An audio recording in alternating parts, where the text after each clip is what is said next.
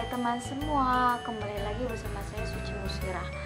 Sebelumnya, saya mau ngucapin dulu minal aidin wal faizin, mohon maaf lahir dan batin.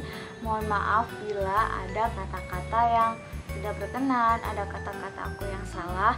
Mohon dimaafkan banget ya. Semoga kita kembali bersih, kembali suci di hari yang suci ini. Dan tentunya sekarang aku mau bikin tutorial lagi buat kalian. Maaf banget, aku udah lama banget gak bikin video, karena yang pertama itu sebelum bulan puasa banyak banget tugas-tugas yang berkeliaran, dan yang kedua pas bulan puasa itu di kampus aku itu udah mulai ujian akhir semester, langsung Lebaran tuh, jadi aku belum sempat ngebuat video tutorial apapun. Oke, sekarang aku mau bikin tutorial membuat RPP. Nah, sebelumnya kita ini kan calon guru SD atau MI, ataupun yang ngeliat video aku kali ini itu adalah seorang guru.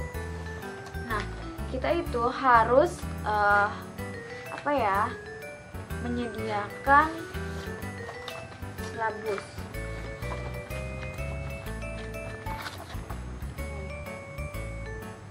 Nah, ini tuh model silabus sekolah dasar SDMI yang terbaru ya, yang 2017, karena kita pakai kurikulum 2013 revisi 2017. Nah, ini model silabusnya bisa kalian lihat sendiri. Nah, ini banyak banget dari tema 1 sampai tema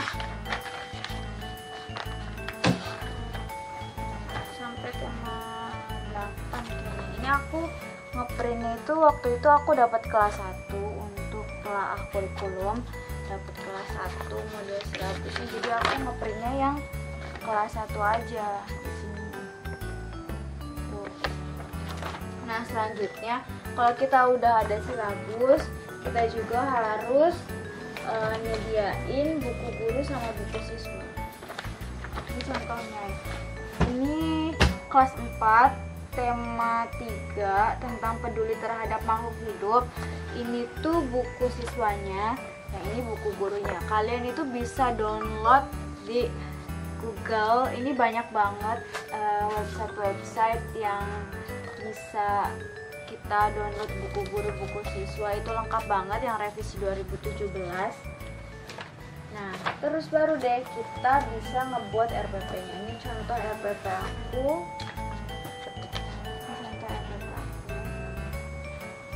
Nah, ini contoh RPP yang nggak dikumpulin. Nggak tahu ini tuh masih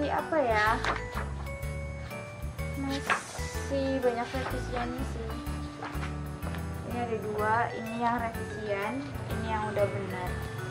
Jadi ini buat acuan kita nanti kalau misalnya kita PPL atau udah ngajar kayak gitu. Baiklah, untuk kita bersiap-siap sebelum kita memulai video tutorial membuat RPP yang baik dan benar, RPP versi kurikulum 2013 yang revisi 2017, kalian jangan lupa klik subscribe di channel aku, karena dengan kalian mengklik subscribe, kalian itu memotivate aku untuk terus membuat video-video tentang tutorial apapun yang kalian inginkan mengenai kita calon guru SD atau calon guru MI. So, kalian harus klik subscribe dalam hitungan ketiga. 1, 2, 3. Kalian harus mensubscribe channel aku. Jangan lupa kalian like, comment, dan share ke teman-teman kalian biar kita bisa belajar bareng-bareng. Oke, let's go. Nah, di sini ada sebuah desktop. Nah, kalian bisa lihat. Jangan lupa kalian kalau misalnya mau belajar, kalian langsung ya. Nah, di sini aku ada contoh RPP. Ini contoh RPP waktu aku mengikuti sebuah perlombaan micro teaching. Nah, aku tuh membuat sebuah RPP yang kurikulum 2013 revisi 2017. Nah, kalau kalian pengen tahu bagaimana cara membuatnya, itu sebenarnya semua kaidah pembuatan RPP itu ada dalam ada dalam Permendikbud nomor 22 tahun 2016. Nah, di sini dosen aku ngasihin komponen kalau kita instrumen cara pembuatan RPP. Ternyata ketika kita ingin membuat sebuah RPP, kita tuh harus di sini ada 27 instrumen atau 27 kriteria kalau misalnya kita itu mau ngebuat RPP. Nah, di sini nih waktu itu aku pas lagi perlombaan micro teaching, aku checklistin itu berarti aku tuh sudah memasukkannya gitu di sebuah RPP yang aku buat kayak gitu. Di sini ada banyak banget, nanti bisa aku share deh. Nah, terus di sini aku ada sebuah RPP. Yang kalian harus tahu itu, kalian itu harus mengetahui urutannya dulu gitu, mengetahui urutan pembuatan sebuah RPP. Nah, yang pertama ini kalian harus yang pertama itu kalian isi satuan pendidikan, kelas, tema, subtema, mata pelajaran, pembelajaran, dan alokasi waktu. Nah, karena ini aku membuat RPP-nya itu berbentuk micro teaching ya. Jadi mikro, jadi lebih dikecilkan, dimikrokan gitu. Maka aku hanya membuat alokasi waktu 1 kali 30 menit gitu. Karena itu untuk membuat RPP micro teaching. Nah, di sini ada satuan pendidikan, kelas, semester, tema, topik, subtema, mata pelajarannya apa, pembelajaran keberapa, dan alokasi waktunya berapa. Nah, di sini ini bisa kita lihat di buku siswa dan buku guru. Nah, ini buku guru, ini buku siswa, dan yang ini adalah buku guru. Nah, kalian itu sebenarnya bisa lihat di sini tema berapa, subtema berapa, pelajaran keberapa. Ini semuanya bisa kalian lihat di sini. Tuh. Nah, di sini aku nyoba bikin RPP tema 4, yaitu tentang berbagai jenis pekerjaan. Subtemanya subtema 1 tentang jenis pekerjaan, dan mata pelajarannya aku pakai mata pelajaran yang IPS atau ilmu pengetahuan sosial. Jadi buat teman-teman yang belum tahu bahwa sekarang gitu ya, pendidikan sekarang di ranah SD khususnya itu udah menggunakan kurikulum 2013, dimana kurikulum 2013 itu dalam satu pembelajaran itu ada beberapa mata pelajaran di dalamnya. Contohnya, dalam satu pembelajaran itu ada matematika, IPA, dan IPS, atau ada bahasa Indonesia juga. Nah, urutannya itu yang pertama itu kompetensi inti. Kompetensi itu yang paling penting banget ya. Ada KI 1 sampai KI 4. Bisa kalian lihat sendiri bahwa KI 1 itu tentang agama, yang kedua itu perilaku, yang ketiga itu kayak kognitif, dan yang keempat itu adalah afektif. Nah, dimana biasanya kita itu di kurikulum baru ini, revisi 2017 itu tidak ditampilkan KI 1 dan KI 2 karena dalam pembelajaran kita sebagai guru harus memasuki nilai-nilai agama dan nilai-nilai perilaku seperti itu. Nah, makanya di dalam kompetensi dasar dan indikator pencapaian kompetensi itu hanya menggunakan KI 3 dan KI 4, di mana hanya kognitif dan afektifnya saja. Nah, di sini bisa kalian lihat bahwa kompetensi dasar itu bisa kita lihat di buku guru. Nah, di sini udah ada kompetensi dasar pembelajaran ke-1. Nah, aku ngambilnya yang IPS. Nah, ketika kita sudah mengambil kompetensi dasar, maka indikator pencapaiannya itu kita yang buat sendiri. Kita guru-guru yang membuat sendiri. Nah, bagaimana sih cara kita membuat indikatornya? Nah, cara membuat indikator itu kita lihat di Permendikbud nomor 22 tahun 2016, dimana ketika kita ingin membuat indikator, kita juga harus melihat dulu, melihat apa kesesuaiannya dengan karakteristik siswa kita, terus apalagi ya. Jadi benar-benar indikator itu menyesuaikan sama kita gurunya, menyesuaikan dengan peserta didiknya, menyesuaikan dengan materi yang akan diajarkan, menyesuaikan dengan media yang ada, itu benar-benar harus kita sesuaikan dan harus kita pikirkan panjang-panjang. Nah, setelah itu ada tujuan pembelajaran, di mana tujuan pembelajaran itu ada pada buku guru. Nah, di sini sebenarnya pemerintah itu udah ngasih buat guru-guru tuh enak banget.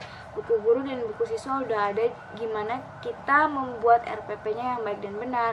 Jangan hanya kita bisa copy paste gitu ya. Guru zaman now gitu masih copy paste itu udah gak banget gitu. Nah, selanjutnya ada materi pembelajaran. Nah, materi pembelajaran ini karena aku mengambilnya hanya satu, yaitu IPS, jadi materi pembelajarannya tentang jenis-jenis pekerjaan. Nah, kenapa sih dijabarkan seperti ini? Ini kata dosen aku, karena kalau misalnya kita lagi sakit atau kita lagi berhalangan ketika ingin mengajar, pastinya kita diganti oleh guru yang lain gitu. Nah, biar guru yang lain itu nggak bingung dan dia punya prepare, nah mereka itu bisa ngelihat RPP kita gitu. Karena RPP kita yang lengkap, jadi guru tersebut itu yang nggak susah gitu buat ngajar, karena udah ada acuan dari RPP kita gitu. Jadi memudahkan para guru yang lain untuk mengajar nantinya kalau misalnya kita gurunya sedang berhalangan seperti itu, atau sedang sakit, atau sedang apa seperti itu. Makanya di sini ada sedikit penjabaran. Nah, di sini penjabarannya itu kalian nggak usah mikir-mikir panjang. Kalian buka aja buku siswa. Nah, terus kan kita lihat, nah kita di jenis-jenis pekerjaan. Nah, di sini aja kita baca buku siswanya yang akan kita ajarkan kepada siswa. Nah, kita masukin deh di jenis-jenis pekerjaan di sini. Jenis pekerjaan di lingkungan itu sangat berbeda kayak gitu. Jadi pokoknya materi pembelajarannya itu sesuai dengan yang ada di buku siswa kalau menurut aku. Tapi kalau misalnya kalian pengen ada materi yang lain gitu yang bisa kalian tambahkan, why not gitu, kenapa enggak, langsung aja kalian bikin.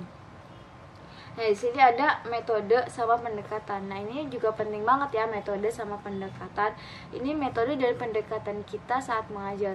Kita kalau mengajar itu nggak boleh main-main, cuma udahlah asal ngajar aja kayak gitu. Itu nggak baik itu buat siswa kita.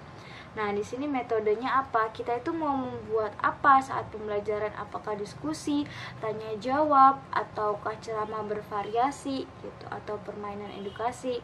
Nah, di sini aku pakainya diskusi berkelompok, cooperative learning, permainan edukasi, tanya jawab, penugasan, dan ceramah bervariasi.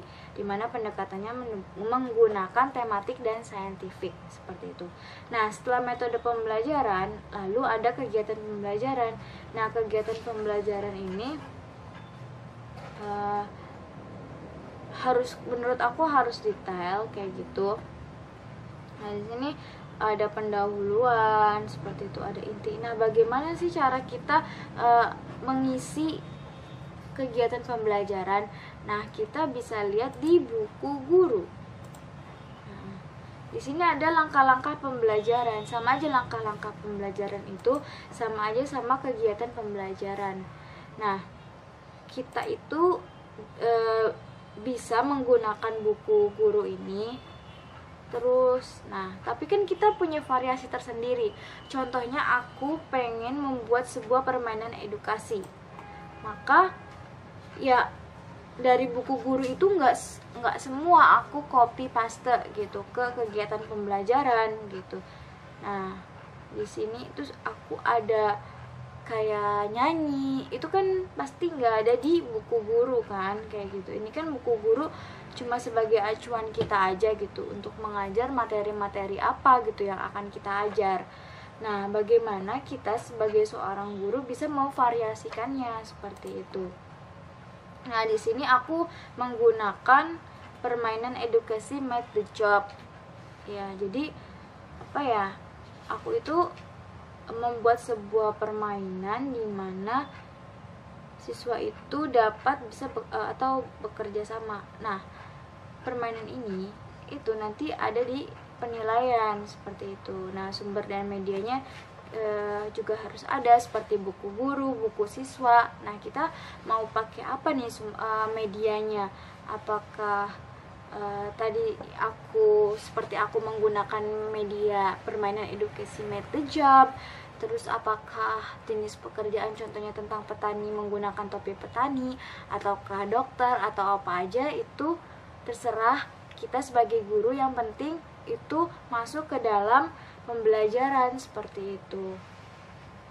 Atau CD interaktif atau video-video tentang berbagai jenis pekerjaan, itu terserah kita sebagai gurunya. Nah, setelah itu ada penilaian. Nah, penilaian di sini mengacu pada pembelajaran kita itu nantinya akan dinilai apa saja seperti itu. Nah, di sini saya menilai tentang permainan edukasi Meet the Job ini menggunakan sebuah diagram. Bukan diagram ya. Nah, di sini ada penilaian, ada scoringnya. Terusnya yang IPS-nya tentang apa gitu, sama penilaian sikapnya itu seperti apa. Nah, di sini ada kerjasama dengan orang tua. Nah, dan di sini ada evaluasi. Evaluasi itu penting banget nih. Jadi setiap satu kali pembelajaran, selain menilai proses, nah kita juga harus menilai hasil apa yang sudah kita berikan kepada siswa. Itu harus ada feedbacknya bagi kita. Nah, dimana kita itu menggunakan evaluasi. Nah, evaluasinya itu terserah kalian gitu. Terserah kita sebagai gurunya. Apakah kita evaluasinya itu mau seperti soal esai, ataukah soal PG atau PG esai, atau menjodohkan atau apa, itu terserah kita sebagai gurunya. Yang penting ada hasil yang bisa kita nilai dari siswa tersebut. Nah, di sini aku mencontohkan, aku itu menggunakan evaluasinya itu soal esai. Nah, di sini baru lembar evaluasi siswanya itu harus ada formatnya gitu. Jadi benar-benar RPP kita itu harus lengkap. Nah, di sini ada lembar evaluasi siswa. Nah, di sini aku pakainya bentuknya bentuk esai. Nah, di sini ada lembar kerja siswa. Jadi Jadi saat kita menggunakan penilaian tadi gitu ya, apa yang mau kita nilai, nah kita itu membuat sebuah lembar kerjanya kayak gitu. Jadi kita sebagai guru tuh nggak bingung gitu. Yang tadi sudah kegiatan pembelajaran udah kita buat sedemikian rupa gitu. Nah, bagaimana sih biar terselenggara dengan baik? Nah, ini kita membuat sebuah formatnya gitu. Lembar evaluasinya, lembar kerja siswa atau lembar kegiatan siswanya, proses pembelajarannya itu harus kita buat formatnya. Nah, di sini lembar kerja siswanya itu yang pertama penggunaan diagram Venn. Jadi nanti dalam pembelajaran itu aku menggunakan diagram Venn gitu. Nah, ini format diagram Venn-nya ada pada buku siswa dan buku guru. Nah, selanjutnya lembar kerja kedua ini yang aku buat sendiri, yaitu permainan edukasi Meet the Job.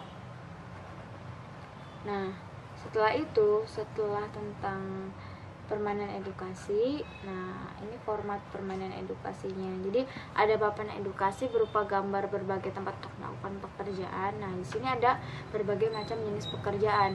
Jadi permainan edukasi Meet the Job ini aku buat mereka memasangkan jenis pekerjaan ke tempat di mana gambar itu bekerja kayak gitu. Jadi memasangkan berbagai macam jenis pekerjaan yang akan ditempelkan oleh siswa di papan edukasi Meet the Job.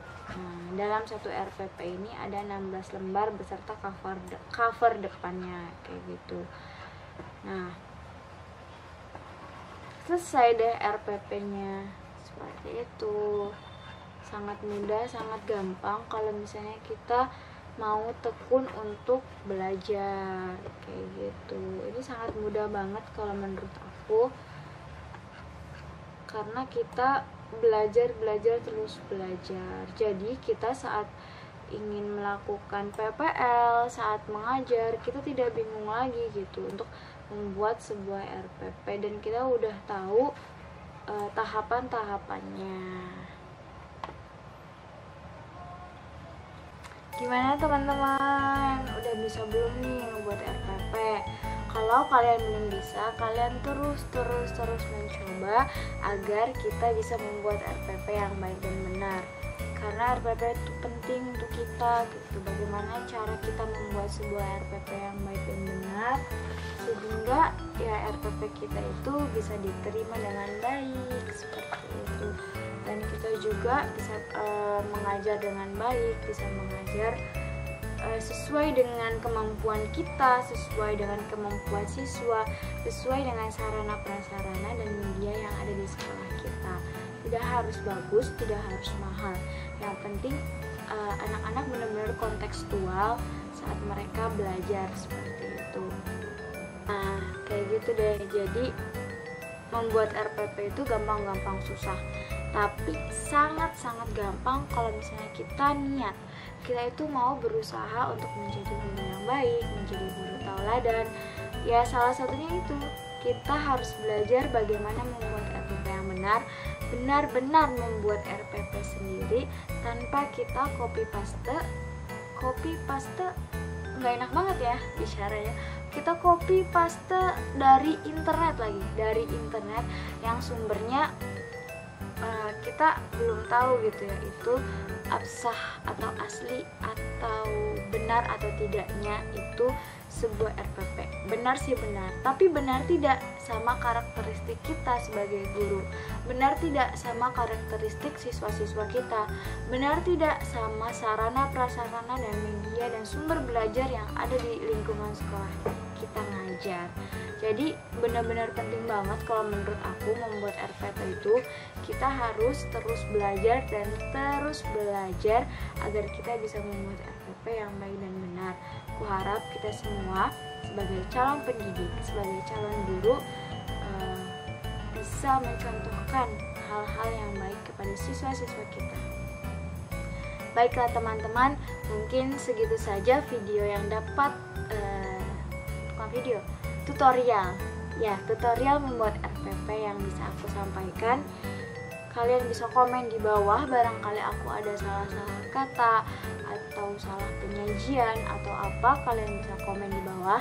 Jangan lupa kalian juga like video ini kalau misalnya kalian itu benar-benar terbantu oleh video ini untuk membuat RPP. Dan jangan lupa kalian share ke teman-teman kalian. Barangkali teman kalian ada juga yang belum bisa atau belum benar membuat RPP yang baik, RPP Kurikulum 2013 yang revisi 2017. Oke, jangan lupa kalian juga subscribe channel aku ini biar aku bisa lebih semangat untuk membuat video-video tentang tutorial yang lainnya. Kalian juga bisa komen di bawah kok, kalian mau tutorial apa. Ya, mungkin segitu aja video dari aku. Kurang dan lebihnya mohon maaf. Wassalamualaikum warahmatullahi wabarakatuh. Jangan lupa subscribe. Terima kasih sudah menonton video di channel Suci Musfira.